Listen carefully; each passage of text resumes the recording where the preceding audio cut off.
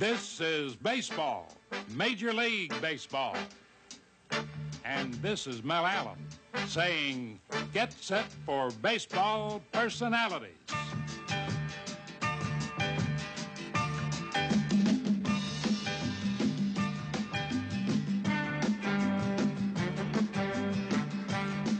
Swing into baseball action.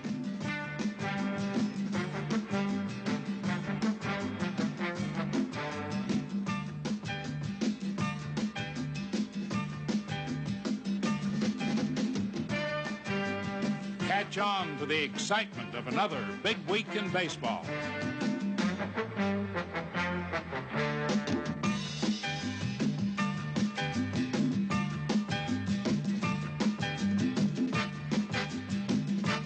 Let's bring it all home as Major League Baseball presents This Week in Baseball.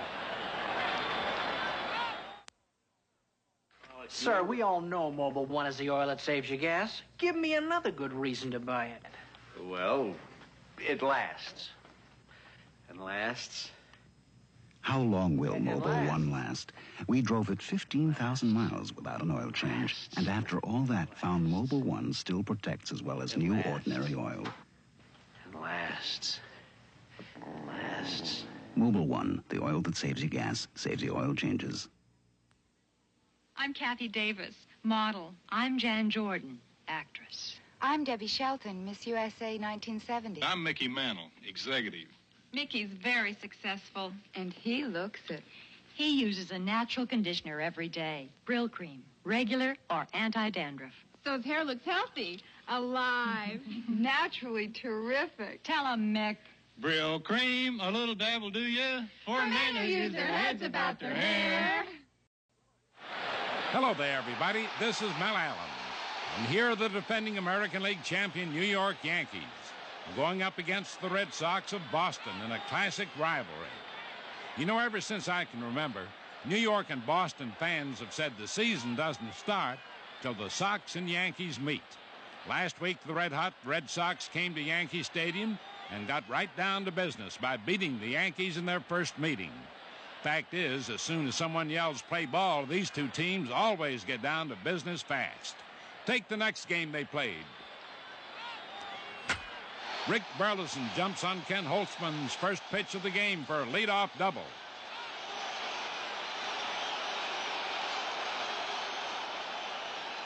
Next up, Fred Lynn also hits the first pitch. And just like that, the Red Sox have a run. See what I'm talking about?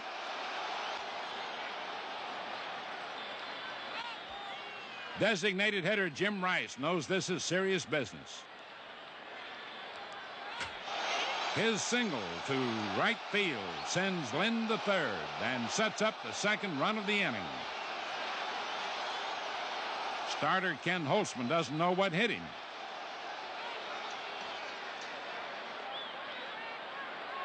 While his manager Billy Martin wishes the Sox would show a little mercy. But in the third inning, George Scott, the boomer, was in no mood for mercy. There's a long drive deep to right field, and it's going to be out of here. Scott and the Sox do this to everyone. They lead the American League in home runs, but somehow they're always sweeter against the team in pinstripes.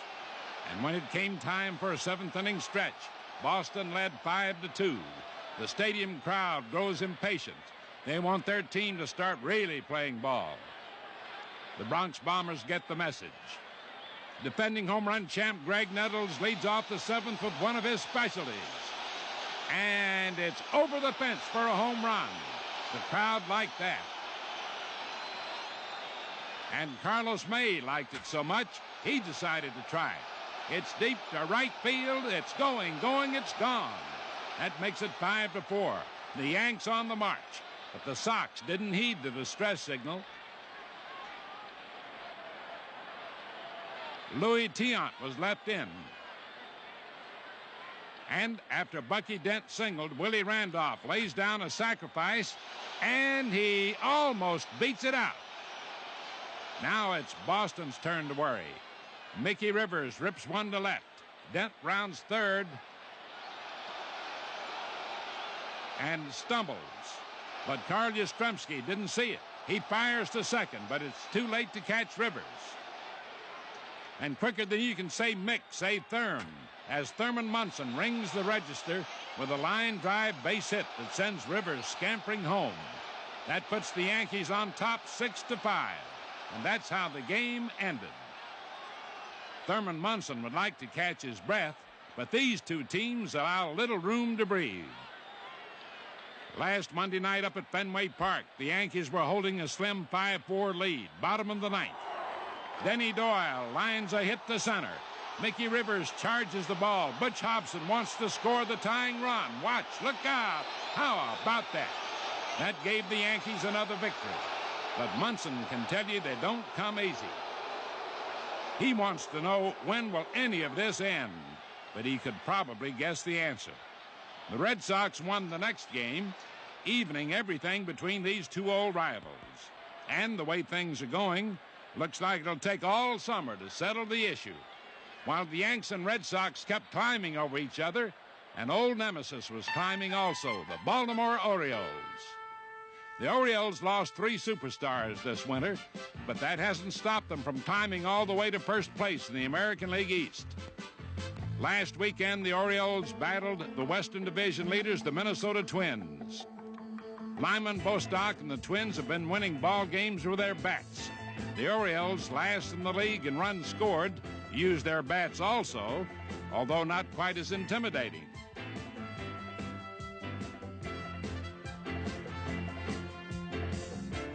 Mark Belanger lines one over first and makes the most of it. Should he try it? Why not? Well, like we said, busting fences isn't Baltimore's or Belanger's bag.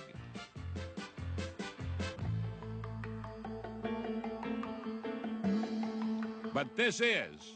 Watch. Belanger's been doing this for years. And another Bird trademark, solid pitching. In the first game, Rudy May shut out the Twins with a little defensive help from Rudy May. The Birds play him close, but that's the way they like him.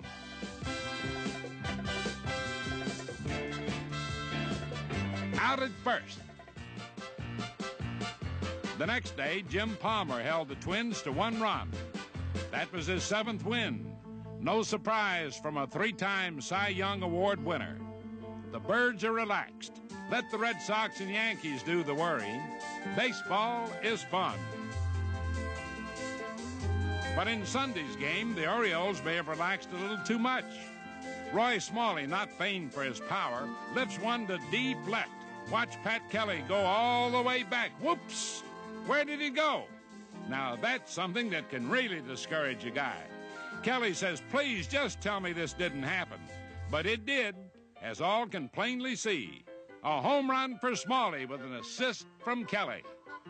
In the 8th inning, it was manager Earl Weaver's turn to offer the Twins assistance. With first base open, he ordered his team to intentionally pass Larry Heisel. The Orioles started to oblige when the manager suddenly called time. You see, Weaver hadn't realized that the man at the plate was Dan Ford. Larry Heisel bats next. So, who's on first and who's on deck? Well, Ford was soon on first because the Orioles wound up walking him unintentionally. Thank you, Mr. Weaver. And now that brought up Heisel, the man who should have walked. Instead, he swings, and that hurts. The hit knocked in the winning run for the Twins. But that won't ruffle the Birds' feathers. They'll just play them one at a time and see who's on first come October. Hey, you can work all day on this heap. It still won't be worth beans. It'll look terrific in no time. I got Kit. It's soft. Yeah, Kit's pretty soft. It slides on easy. Kit liquefies as it hits the finish. Deep cleans, wipes off easy. There's no easier, faster way to get a long-lasting paste wax shine, unless somebody else does it for you. Hey, how much did you say you want for this? J-Wax Kit. No wonder it's #1. Welcome to a living monument. A monument to a team, a family, and summer days. Wrigley Field. On a summer day at beautiful Wrigley Field, you might catch an usher dancing and you're sure to catch a lot of good baseball. That's only on a summer day, because unlike any other big league ballpark, Wrigley Field has no lights, just a very famous wall dressed in green ivy. A game that has changed little since it began, and the Wrigley faithful, fans who enjoy baseball at a fair price and enjoy it in the sunlight. A place that hasn't changed, which is a tribute to this man, Philip Kingsley Wrigley, owner of the Chewing Gum Empire and the Chicago Cubs. Since his father, William Wrigley, signed over his ball club to his son in 1932, PK always considered baseball a matter of tradition and civic care. During his 42 years of Cub ownership, the early years probably were the sweetest. With the help of his friend and manager Charlie Grimm, or Jolly Charlie as he's remembered, pennants were a frequent occurrence at Wrigley Field. The people of the north side of Chicago still remember those years. Years of winning, of celebration, and of some great Cub players.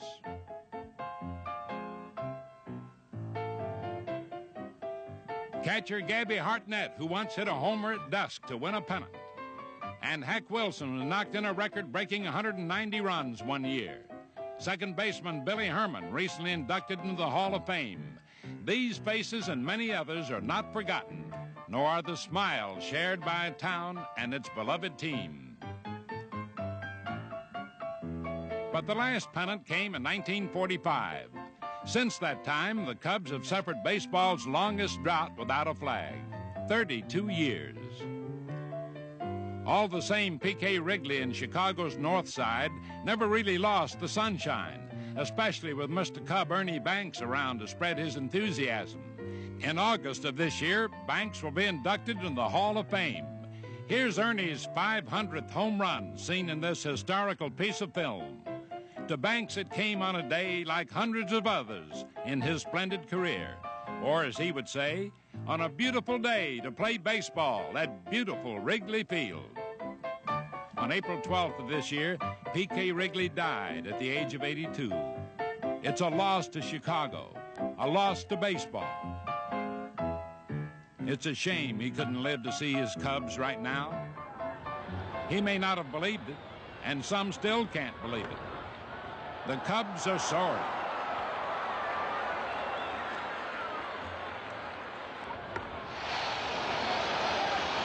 Some may think the Cubs are due for a stumble.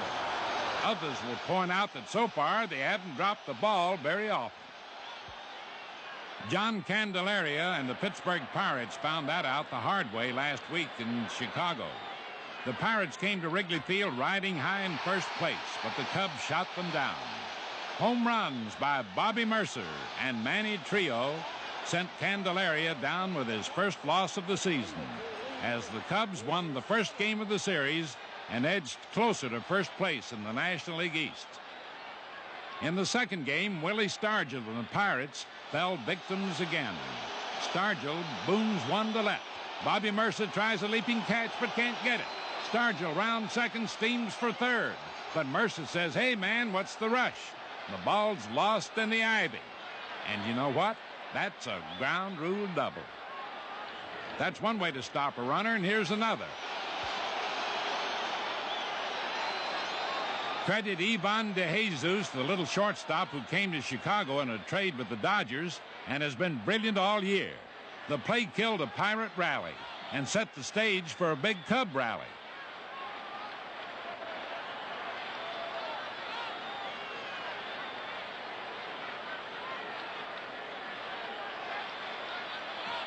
Jerry Morales steps in with the bases loaded in the sixth. The Cubs trail 2-1.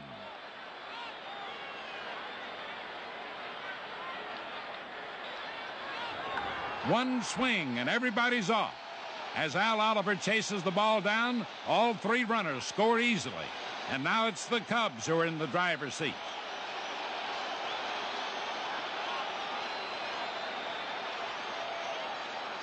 And somehow, this just wasn't your normal beautiful day to play baseball at beautiful Wrigley Field. With the capacity crowd cheering on every pitch, relief ace Bruce Sutter came in to wrap it up. Suter saved Friday's game and Saturday's game. And with 2 out in the 9th, the team leading 3-2, it was Suter again Sunday. This time, he got spectacular help from another Cub whose play has been unbelievable. Manny Trillo, the second baseman. And these are the fans of Wrigley Field. Many thought the Cubs would finish last, but last Sunday, the Cubs were first in the National League East. And first in the National League West, the Los Angeles Dodgers. Capacity crowds came out to Dodger Stadium last weekend, but they were soon haunted by an all-too-familiar sight, the smooth power of missile launches, the sure speed of turbines. The mention of its name can be an act of deterrence.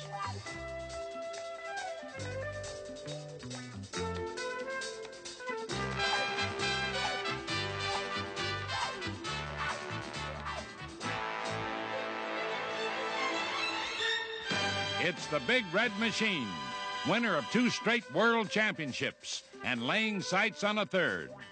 It's been that way for 2 years, but this year chinks keep coming up in the Cincinnati machinery. Things just haven't been falling into place. This year the Dodgers have taken the Reds' place, which is first place. And in so doing have been stealing all that Cincinnati glory. Tommy Lasorda and his men in blue have gotten off to the best start in the majors. And in the first game of a 3-game series, they kept it all going with an 8-1 victory over the Reds.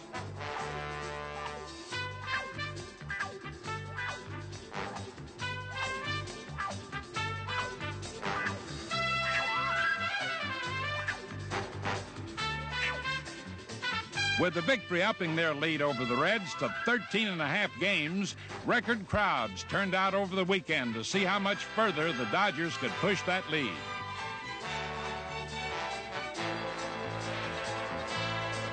But as Joe Morgan said, the Reds had nowhere to go but up.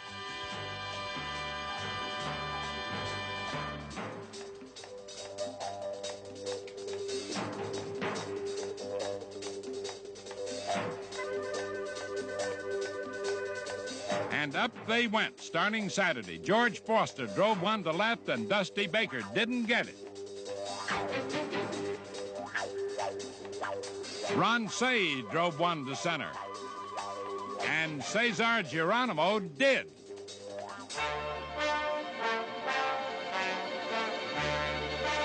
Steve Yeager hits one up the middle. And Joe Morgan just tossed it back. Little things falling into place, and the Red Machine seemed to be humming again. Red Artillery, which included a grand slam by Johnny Bench, blitzed the Dodgers in both weekend games and trimmed 2 games off the Dodger lead. It's still a steep hill to climb for Cincinnati, but the Dodgers couldn't help hearing the red alert.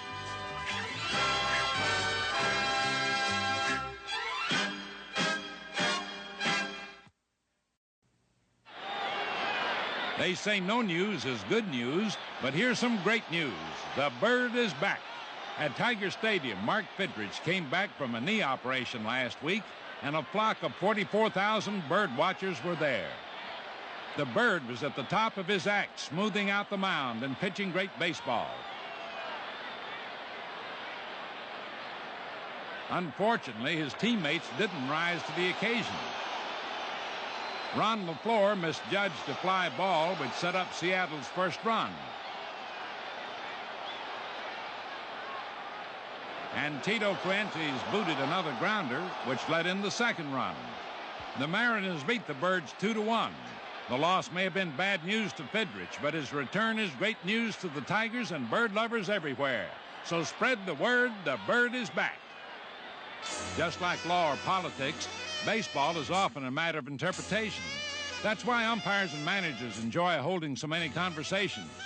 This week, a familiar topic of discussion involved different interpretations of interference. Toronto Blue Jays manager Roy Hartsfield is discussing the subject with umpire Ron Luciano. Here's how it all came about in a game against the Oakland A's last week. Rodney Scott was on first when Jerry Garvin picked him off. There's no getting out of this, or is there? It seems that Ron Fairley couldn't get out of Scott's way. But Ron Luciano says, "Over here, son, you belong on second base." "Okay," says Scott, as we watch it again. Naturally, this did get an argument from the Toronto manager, but Ron Fairley did get in the way of Scott, who was trying to get away from everybody. So there you have it, Roy, a case of a fielder obstructing a runner. Now we'll show you the reverse in the game between the Yankees and the White Sox. Alan Bannister, the runner, at second. Bucky Dent at short. Hey, hold it right there. This is supposed to be baseball, not football. The umpire calls interference by the runner on the fielder. Bannister can't very well argue about that one. He goes back to the dugout, but his thoughts are still with football. Well, getting back to baseball and the topic of interference, here's one we're sure you won't see often. It came about when the Cubs were playing the Expos. Jerry Morales hits a drive with the bases loaded, and now everybody's running. One man comes in to score, two men, three. No, wait a minute, hold everything.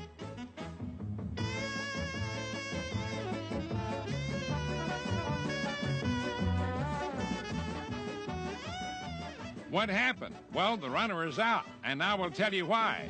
Coach Peanuts Lowry stopped Bobby Mercer by grabbing him. And according to the rules, a coach cannot at any time physically detain a runner while the ball is in play. So, that's a no-no, Peanuts.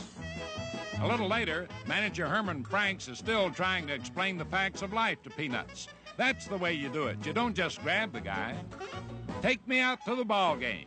There's no telling what you might see. Take our play of the week, which comes to you this week from Cleveland. A modest crowd of 13,000 came out to see the Indians play the Angels last Monday night, and they saw a treat of a lifetime. A no-hitter by Cleveland's 22-year-old Dennis Eckersley. The score was tight, 1-0. The tension hung on each pitch. Baseball can't get much better than this, but the beauty is that it can happen anytime. Strike three. It's a no-hitter. How about that? See you next week, folks.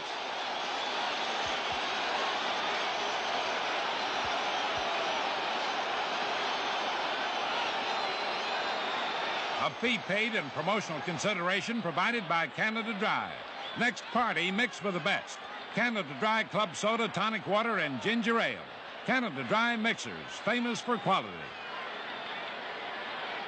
True Temper. Put on a happy yard with True Temper lawn and garden tools, including the new cordless electric weed whip. All finest quality from True Temper. And DuPont, the makers of Rally Car Wax, in liquid, paste, and handy new tube. Rally shines deep because it cleans deep.